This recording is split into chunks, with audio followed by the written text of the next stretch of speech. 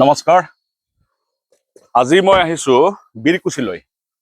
বেলতলা ৰাজ্যৰ ওপৰত আমি যেতিয়া আলোচনা কৰিলো, বেলতলাৰ ওপৰত যিখিনি আমি অধ্যয়ন কৰিলো, তাৰ পৰা এটা বস্তু পালো যে বেলতলা ৰাজ্যখন সেই সময়ৰ যিখন বেলতলা ই বিস্তৃত আছিল বীৰকুছিলৈ। বীৰকুছি নামটো তাৎপৰ্য আমি আগতে ইমান ভবাই নাছিলো। ইয়াত সৈনিকৰ শিবিৰ আছিল, ইয়াত ঘোঁৰা আছিল, যুদ্ধ হৈছিল।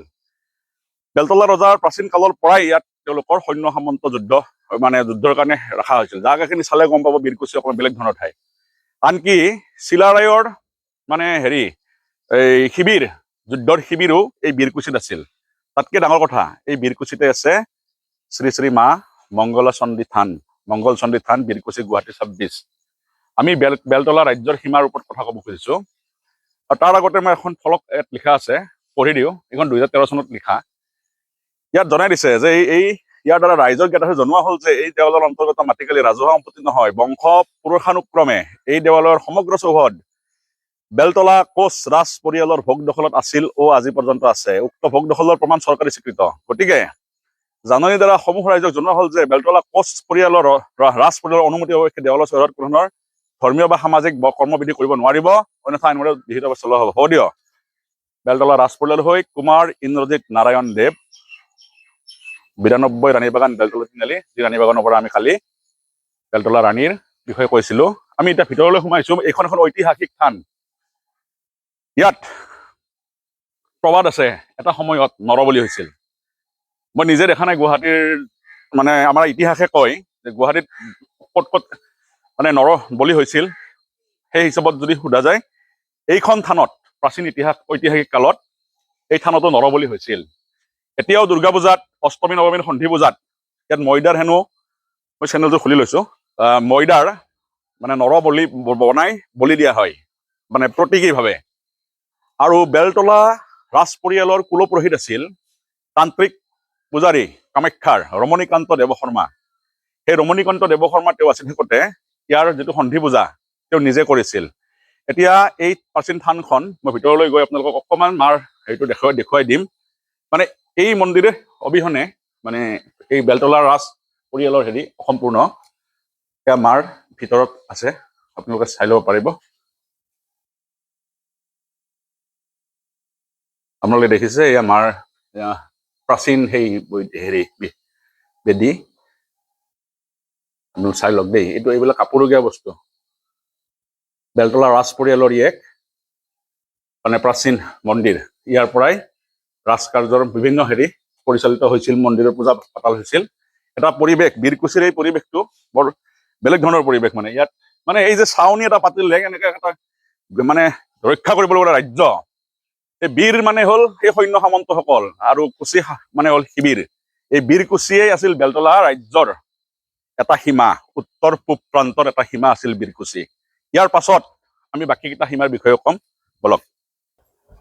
এতিয়া ধৰি লওক আমি যোনটো ৰাস্তা দি গৈ আছো, এইটো হ'ল নাৰেংগী ৰোড। এতিয়া নাৰেংগী ৰোডৰ কথাটো এনেকুৱা ধৰণৰ যে উত্তৰ পাৰৰ যিটো সীমা বেলতলা ৰাজ্যৰ, প্ৰাচীন বেলতলা ৰাজ্যৰ উত্তৰ পাৰৰ যিটো সীমা, এই নাৰেংগী ৰোডটোকে প্ৰাচীন বেলতলা ৰাজ্যৰ উত্তৰ পাৰৰ সীমাটো বুলি ধৰিব পাৰে। তাৰ পাছত যদি আমি অকণমান আকৌ আগবাঢ়ি যাওঁ, আমি পাওঁ এই গড়বিলাক পাম নহয়, ৰাজগড়, ভগাগড়। এই যে গড়খিনি আমি পাম, সেই গড়বিলাকেও আছিল এটা সময়ৰ বেলতলা ৰাজ্যৰ এটা সীমা। সেনেকে গৈ আমি কি পাম, নৰকাসুৰ পাহাৰখন পাম। এই নৰকাসুৰ পাহাৰ, ভাঙাঘৰ মেডিকেল হৈ নৰকাসুৰ পাহাৰখন পাম। এটা সীমা প্ৰাচীন বেলতলা ৰাজ্যৰ, এনেকে আৱৰি আছিল গোটেই অঞ্চলটো। আৰু উল্লেখ আছে যে যিটো আমাৰ Guwahati medical college and hospital আপোনাৰ 1972 চনত চাগে এইটো ইয়াত স্থাপন হৈছে। তাৰ আগতে এইবিলাক ধাননি পথাৰ আছিল। আৰু নৰকাসুৰ পাহাৰৰ ওপৰত বহুত নেপালী মানুহে তেতিয়া বাস কৰিছিল। আৰু সেই GMCH এতিয়া য'ত আছে, সেই ঠাইবিলাকত সেই নেপালী মানুহবিলাকে খেতি কৰিছিল। এই বেলতলা ৰাজ্যৰ এটা অংশ আছিল আমাৰ জটীয়া বুলি এটা জাগা আছে আমাৰ কাহিলীপাৰাৰ। জটীয়া কথা কৈছে যে তাত দ্বিতীয় বিশ্বযুদ্ধৰ সময়ত হেনো ব্ৰিটিছে কেম্প পাতিছিল, আৰ্মিবিলাকে। আৰু পিছতে সেই বছৰ বুলি আমাৰ যিটো আছাম এপিবিএন আছে আৰু SBৰ অফিচবিলাক আছে যে, সেই ঠাইবিলাকত হয়তো ব্ৰিটিছৰ কেম্প আছিল। ইয়াৰ পাছত আমি যদি আপোনাক কওঁ যে বেলতলা ৰাজ্যৰ লগত এটা ডাঙৰ সম্পৰ্ক আছিল হাতীৰ। এই হাতীৰ সম্পৰ্কৰ কথাখিনি ক'বলৈ গ'লে বেলতলা নামটোৰ কথাও প্ৰথম ক'ব লাগিব, যে বেলতলাৰ পৰা বিল্লপত্ৰ মানে বেলৰ পাত কামাখ্যা মন্দিৰলৈ গৈছিল, মানে মন্দিৰৰ পূজাৰ অৰ্থে, সেইকাৰণে নামটো বেলতলা হোৱা বুলি ধাৰণা কৰা হয়। ইয়াৰ লগতে আৰু এটা কথা আছে, যিটো গণেশগুৰি গণেশ মন্দিৰ, এই গোটেই কথাবিলাকৰ লগত হাতীৰ আখ্যান জড়িত আছে। হাতী গাঁও, এই গোটেই কথাখিনি মই আপোনালোকক আকৌ বহলাই কৈ আছো, অলপমান আগলৈ যাওঁ বলক। এয়া আমি আছো বৰ্তমান গণেশগুৰিত, আৰু গণেশগুৰিৰ এটা ঐতিহ্য আছে বেলতলা ৰাজ্যৰ লগত। ইয়াতে এয়া ঐতিহ্যমণ্ডিত গণেশ মন্দিৰ। আখ্যান মতে মা কামাখ্যাৰ স্নান কৰা পানী আহি এই গণেশ মন্দিৰত পৰিছিল, আৰু এই গণেশ বাবাক দায়িত্ব দিয়া আছিল মা কামাখ্যাৰ। যেতিয়া মা কামাখ্যা স্নানাগাৰত যায়, সেই স্নানাগাৰৰ দুৱাৰৰখীয়া হিচাপে মা কামাখ্যাই এই গণেশ বাবাক দায়িত্ব দিছিল। এই বেলতলা ৰজাই যেতিয়াই কিবা কামত ওলাই যায়, এই গণেশ মন্দিৰত মূৰ নোদোৱাকৈ তেওঁক কেতিয়াও নগৈছিল। গতিকে এই গণেশ মন্দিৰৰ এটা মাহাত্য আছে। এতিয়া আমি সেই বেলতলা ৰাজ্যৰ মাজে মাজে ঘূৰি আছো বুলি ধৰি লোৱা কৰো। এতিয়া গাড়ী মটৰ আছে যদিও আমি বেলতলা ৰাজ্যৰ মাজত অকমান আগত গৈ আমি কি পাম, এটা জেগা পাম। মই মানে সেই জেগাটোলৈকে, এতিয়াতো আৰু মানে সেনেকুৱাই হৈ গ'ল কথাবিলাক, ঐতিহ্যটো একো নাই। তথাপিতো এটা জেগাৰ নাম পাম, মৈদাম গাঁও। তো মৈদাম গাঁৱৰ ঐতিহ্যটো হ'ল এনেকুৱা ধৰণৰ যে ৰজাৰ বংশৰ মানুহ যদি কাৰোবাৰ মৃত্যু হৈছিল, তাতে দাহ কৰা হৈছিল মৈদাম গাঁৱত। আৰু প্ৰাচীন কালত হয়তো তাত মৈদামো আছিল, ৰজাদিনীয়া মৈদাম। সেইকাৰণে সেই গাঁওখনৰ নাম হ'ল মৈদাম গাঁও। আৰু তাৰ পাৰ কৰাৰ পাছতে আমি পাওঁ সেই ৰাণী বাগান, কালি যে কৈছিলো, আৰু শংকৰদেৱ নেত্ৰালয় টিলাটো আমি পাওঁ।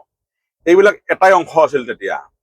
আৰু 1933 চনত তেওঁলোকৰ আচল ৰাজভৱনটো আছিল বৰ্তমান ৰুক্মিণী গাঁৱৰ হাউচিং কলনীত বুলি উল্লেখ পোৱা যায়। আৰু যেতিয়া সেই হাউচিং কলনীটোত কিবা এটা ইনচিডেণ্ট হয়, তেতিয়া ৰাজেন্দ্ৰ নাৰায়ণ দেৱে, ৰাজা, তেখেত ঢুকাইছিল, মই কালি কৈছিলো 1937 চনত চাগে। এই 1933 চনত তেওঁলোকৰ বাসভৱন লৈ আহিছিল ৰাণী বাগানলৈ। তাৰ আগতে তাত মানে অলপ আমোদ প্ৰমোদৰ কাৰণেহে সেই ঠাইখিনি আছিল। আৰু ইয়াৰ পাছত আমি যাম, আমি বশিষ্ঠ আশ্ৰমলৈ আমি গৈ আছো। বশিষ্ঠ আশ্ৰম বৰ্ণিহাট উমটেঙা, এইও এটা মানে খাচী জয়ন্তীয়া হেৰিৰ মাজত সোমাই এই অংশকেইটা বেলতলা ৰাজ্যৰে মানে সীমা আছিল। আৰু একে সময়তে যদি আমি কওঁ, আমি খানাপাৰাৰ কথা কম, আমি কইনা ধৰাৰ কথা কম। বলক আমি প্ৰথমতে বশিষ্ঠ মন্দিৰলৈ গৈ লওঁ। আৰু আমি বশিষ্ঠ আশ্ৰম পোৱাৰ আগতে যেতিয়া এই পথেদি আহো, আমি এটা পেট্ৰল পাম্প পাওঁ। আৰু এইটো অফিচত আমাৰ সকলোৰে অহা যোৱা হৈয়ে থাকে। এইটোৱে হ'ল যে বেলতলা ৰাজ্যৰ পাছত বেলতলা মহল, আৰু বেলতলা মহলৰ পাছত এপ্ৰক্সিমেট 1874 চন হ'ব চাগে বেলতলা মৌজা হিচাপে ঘোষিত হয়। আৰু এই বেলতলা মৌজাদাৰৰ কাৰ্যালয় এইটো। এটা বস্তু মই ভাবি চিন্তি এইটোৱে পাইছো, যে আমাৰ যিখিনি মানুহ থাকে, এই মানুহখিনিয়ে আমাৰ যিটো খাজনা দিবলৈ আমি আহো, যে মোটামুটি যিখিনি অঞ্চলৰ মানুহে খাজনা দিবলৈ আহো এই অফিচত, এইখিনি সেই আগৰ বেলতলা মৌজাৰ মানে বেলতলা ৰাজ্যৰ অংশীদাৰিত্ব থকা অঞ্চলসমূহ যেন মোৰ লাগে। এই বিষয়ে পিছত মই অকণ বিস্তৃত তথ্যলৈ আকৌ কম। এতিয়া আমি বশিষ্ঠ মন্দিৰৰ ফালে আগবাঢ়ো। আৰু এয়া আমি আহি পালো বশিষ্ঠ মন্দিৰৰ ওচৰত। এই বশিষ্ঠ মন্দিৰৰ ওচৰলৈ আমি এইকাৰণে আহিছো যে বশিষ্ঠ এটা সীমা আছিল, এই আশ্ৰম। আৰু খাচী জয়ন্তীয়া এইফালে সোমাই গৈছিল উমট্ৰেঙা বৰ্ণিহাটলৈকে, আৰু পশ্চিমে একদম VIP লৈকে, য'ত এতিয়া ৰাণী মৌজা য'ৰ পৰা আৰম্ভ, তাৰ সীমালৈকে বেলতলা ৰাজ্য থকা বুলি পঢ়িব পাইছো। ইয়াত মানে কথাটো এনেকুৱা যে বেলতলা ৰাজ্যৰ লগত প্ৰতিটো এংগুলত হাতীৰ বহুত সম্পৰ্ক আছে। প্ৰথমগৰাকী কোচ ৰজা হৰনাৰায়ণৰ আন এটা নাম আছিল গজনাৰায়ণ, তাতেও হাতীৰ কথা আছে। ঠিক তেনেকে চন্দ্ৰনাৰায়ণ, ৰাজা চন্দ্ৰনাৰায়ণ আছিল, তেখেতে হাতীৰ ব্যৱসায়, হাতী কিনা মানে ব্যৱসায়ত দেশ বিদেশত সুখ্যাতি অৰ্জন কৰিছিল। ইয়াৰ উপৰি আপোনালোকক মই দুটামান ঠাইৰ কথা ক'ম, তাৰ লগতো হাতীটোৰ সম্পৰ্ক কেনেকে হৈ যায় আপোনালোকে নিজে চাব। যে ইয়াত প্ৰথম খানাপাৰা, আৰু এটা নাম আছে কইনা ধৰা। এতিয়া আপুনিও জানে খানাপাৰা, ময়ো জানো খানাপাৰা, আপুনিও শুনিছে কইনা ধৰাটো এটা সময়ত বিখ্যাত নাম আছিল, য'ত তৰুণ গগৈ এটা সময়ত আছিল। কিন্তু যদি ইয়াক ভালকে চোৱা যায়, যিখিনি কথা পোৱা গৈছে খাচী জয়ন্তীয়া ভাষাত, এইটো খানাপাৰাও নহয়, কইনা ধৰাটোত অকমান এটা ক্লু আছে, মই দি আছো এতিয়া। যে খাচী জয়ন্তীয়া ভাষাত কৈছে কাইনা মানে হৈছে হাতী, আৰু খানাপাৰা যাতে কাইনা পাৰা, পাৰা মানে হৈছে এটা কেম্প য'ত হাতী ৰখা হৈছিল, সেই জেগাখিনি কাইনাপাৰা। আৰু ব্ৰিটিছৰ দিনত মুখপাগুৰি এইটো হ'ল খানাপাৰা। ঠিক তেনেকে কাইনা ধুৰা, কাইনা মানে খাচী জয়ন্তীয়া ভাষাত হাতী, ধুৰা মানে হ'ল এখন মানে বেচা কিনা কৰা ঠাই। গতিকে এই হাতী কেনা বেচা হৈছিল কাইনা ধুৰাত, যিটো আমি আজি কওঁ কইনা ধৰা, যিটো আমি কওঁ খানাপাৰা। আৰু ইয়াৰ পৰা যিটো ৰেঞ্জ আমি য'ত আছো এতিয়া, ইয়াৰ পৰা গোটেই পাহাৰ এনেকে গড়ভঙা হৈ ৰাণীৰ সীমান্তলৈকে ইয়াতে হাতী চিকাৰ হৈছিল, হাতীবিলাক চিকাৰ হৈছিল। আৰু ইণ্টাৰেষ্টিংলি আপোনালোকে শুনিছে হাতী গাঁও, এই হাতী গাঁৱতেই এই নতুনকে ধৰি অনা বনৰীয়া হাতীবিলাকক পুৰণা প্ৰশিক্ষণপ্ৰাপ্ত হাতীৰ দ্বাৰা তেওঁলোকক ঘৰচীয়া কৰোৱা হৈছিল। সেই হাতীগাঁৱৰ নামটো তাৰ পৰা উৎপত্তি হোৱা বুলি কোৱা হয়। গতিকে এই পৰিক্ৰমাটোৱে আছিল বৃহত্তৰ প্ৰাচীন বেলতলা ৰাজ্যৰ পৰিক্ৰমা। হয়তো মোৰ ক'ৰবাত কিবা ভুল ভ্ৰান্তি হ'ব পাৰে, বিতৰ্ক নকৰিব। যদি ক'ৰবাত কিবা ভুল ভ্ৰান্তি হৈছে অকণমান শুধৰণি কৰি দিলে ভাল পাম। ধন্যবাদ।